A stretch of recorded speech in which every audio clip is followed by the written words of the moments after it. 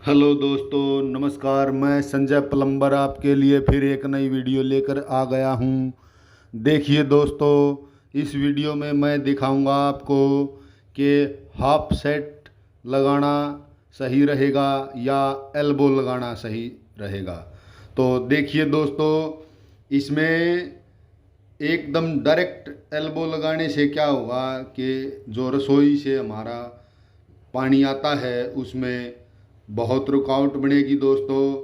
ये पुरानी लाइन में नई लाइन डाल रहे हैं, इसलिए हमें हाफ सेट लगाना ज़रूरी है दोस्तों। वीडियो को लाइक करें और चैनल को सब्सक्राइब करें। धन्यवाद।